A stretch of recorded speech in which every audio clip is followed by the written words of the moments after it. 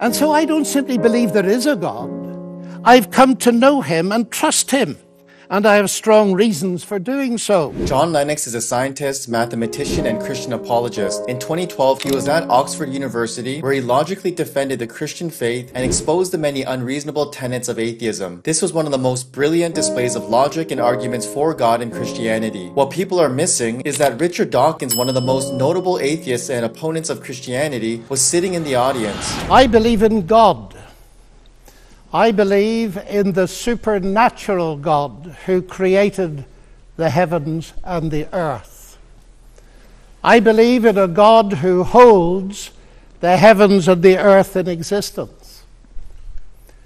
I believe that on the basis of rational evidence, similar to the beliefs held by the founders of this house, who gave this university the motto, Dominus Illuminatio Mea. They saw no contradiction between faith in God and the utmost excellence in rational inquiry.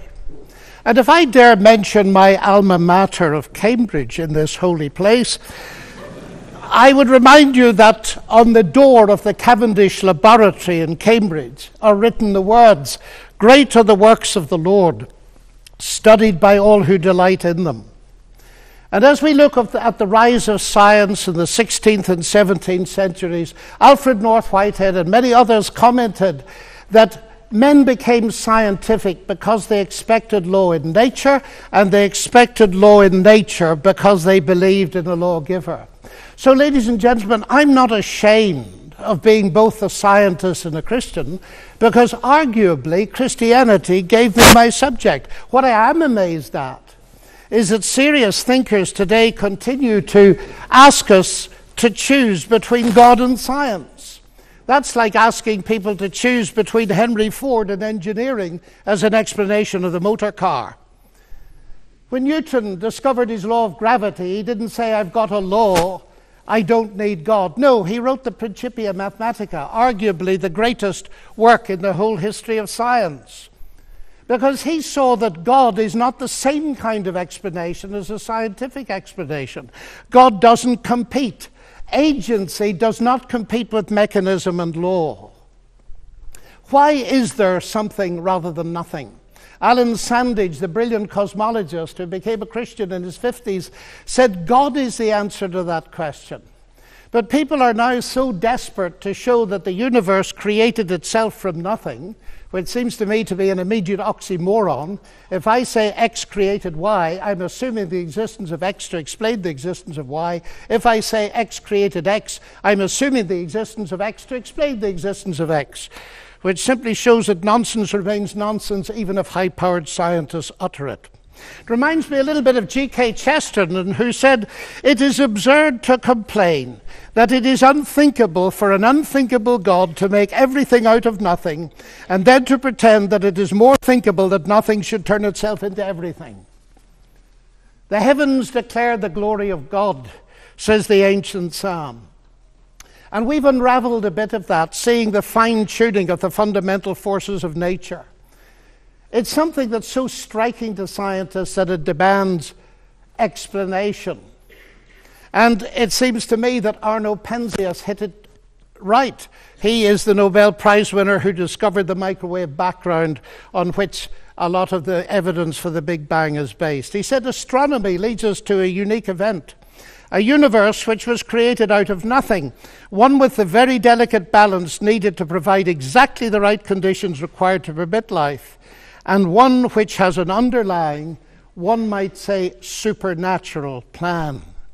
But I want to come to what I think is one of the fundamental arguments for theism. I take it this house believes in reason. That's why we're all here. And as a scientist, I believe that the universe is rationally intelligible. That is something that has struck some of the geniuses of science as demanding an explanation.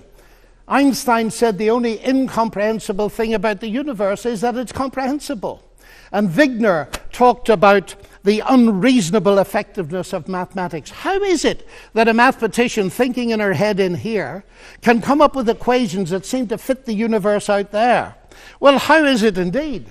Because the irony of the atheist position here is evident. My atheist friends, and I have many of them, tell me that the driving force of evolution, which eventually produced our human cognitive faculties, reason included, was not primarily concerned with truth at all, but with survival. And we all know, ladies and gentlemen, what has often happened and still happens to truth when individuals or commercial enterprises or nations feel themselves threatened and struggle for survival.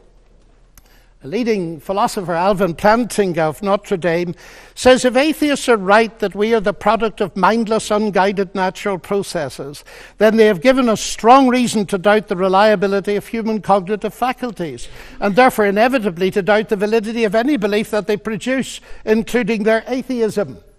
Their biology and their belief in naturalism would therefore appear to be at war with each other in a conflict that has nothing at all to do with God. Yet my atheist friends still insist that it is rational for them to believe that the evolution of human reason was not directed for the purpose of discovering truth.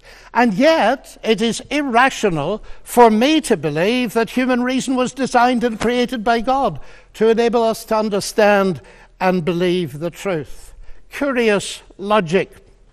By contrast with that, biblical theism asserts that ultimate reality is personal and intelligent, and the reason science works, and this was the motivating force that drove the great pioneers of science, is that the universe out there and the human mind in here that does the science are ultimately the product of the same intelligent divine mind.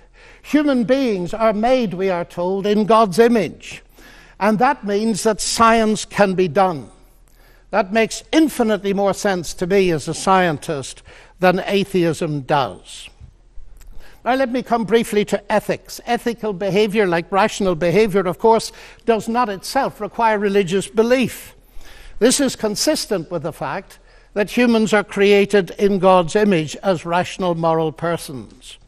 But just as I suggest that rationality cannot be explained without the existence of God, so I dare to suggest that the existence of morality cannot be explained either. As modern science sprang from Judeo-Christian sources, so did the concept of human equality. Listen to atheist Jürgen Habermas, arguably one of Germany's leading intellectuals. He said that universalistic egalitarianism, from which sprang the ideals of freedom and a collective life and solidarity, the individual morality of conscience, human rights and democracy, is the direct legacy of the Judaic ethic of justice and the Christian ethic of love.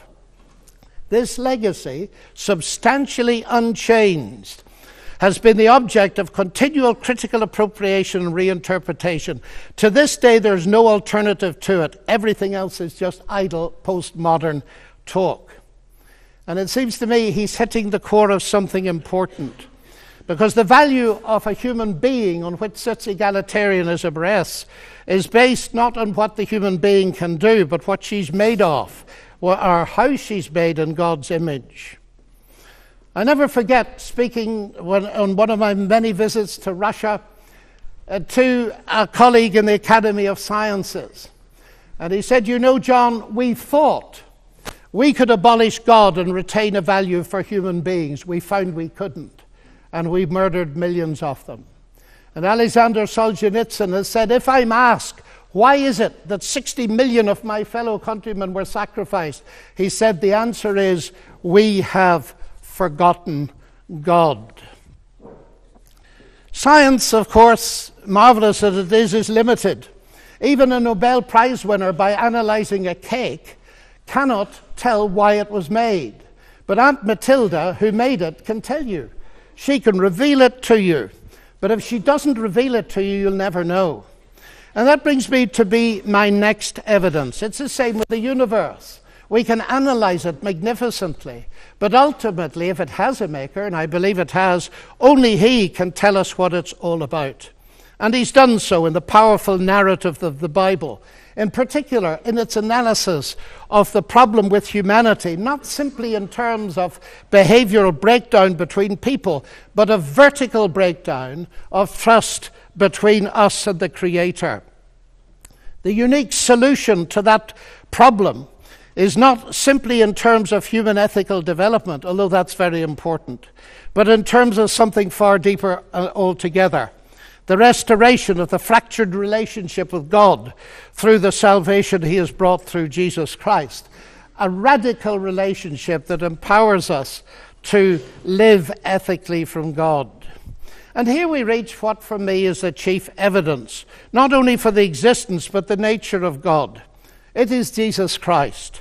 He it was who not only taught the golden rule but embodied it, fed the hungry, healed the sick and suffering, and welcomed society's outcasts, brought honor and respect to the marginalized and ashamed. And he's brought forgiveness and peace to multi-millions around the world.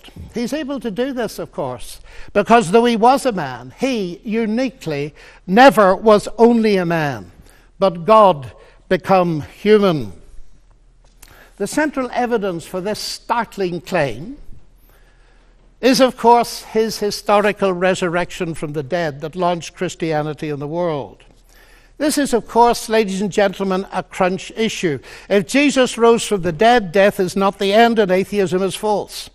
If Jesus did not rise from the dead, Christianity is false. And I remember at Cambridge as a student listening to the brilliant Sir Norman Anderson, a legal expert, going through forensically the evidence from his legal perspective as a brilliant lawyer. And he said at the end of it, "The empty tomb, then, of Jesus forms a veritable rock on which all rationalistic theories of the resurrection dash themselves in vain." Just finally now, as I read the Bible, I do not only find intellectual satisfaction, but I find a great deal of that. I sense the voice of God speaking to me. You say, that's intensely personal. But ladies and gentlemen, we've been asked tonight about belief in God. And I want to strongly emphasize that God is not a theory, he's a person. And if the origination of me qua person is a personal God, then the most exciting thing really is there a possibility of getting to know God? And so I don't simply believe there is a God. I've come to know him and trust him. And I have strong reasons for doing so, because of Christ dying and rising again for me. And that has generated in me a sense of utterly unmerited forgiveness, acceptance, and peace. That has enabled me to face the ugly side of my own nature, and with God's help to do something about it. But it's enabled me to face something else. The hardest problem I face as a Christian is the problem of evil and pain. My niece getting a tumor at 22 that kills her. What do I say to my sister? And this is the hardest problem we face. But it seems to me that atheism here has no answer, because by definition, atheism believes that human death is the end, so there is no ultimate hope. But you see, ladies and gentlemen, we could stay here till midnight and beyond arguing, as has been done in this university for centuries, what a good God should, might, would, could, if not, possibly might, just could he not have done, and we'll get nowhere. So it seems to me there's another question we can ask, and it's this. Granted that life presents us with a double picture. We see some beautiful things. We see some ragged edges. We see hurt and pain, and we see joy. How can we come to terms with that? And it seems to me here is no simplistic answer, but a window into an answer, and it's this. If it is actually true that Jesus is, as I believe him to be, the Son of God, then we can ask the question, what is God doing on a cross? And the answer comes back at the very least. God has not remained distant from our human suffering, but has become part of it. And the other side of that is this. Because Jesus rose from the dead, he is going to be the ultimate judge. Now here's an irony, because atheism has no ultimate hope of justice by definition. The vast majority of people in the history of the world have died without justice and will die without justice. And if death is the end, then of course they have no hope of ultimate justice. But the promise in the New Testament, guaranteed by the resurrection of Jesus, is that he is to be the judge in the coming day. So, ladies and gentlemen, those are some of the reasons why I believe that God is real and worthy to be trusted. Thank you.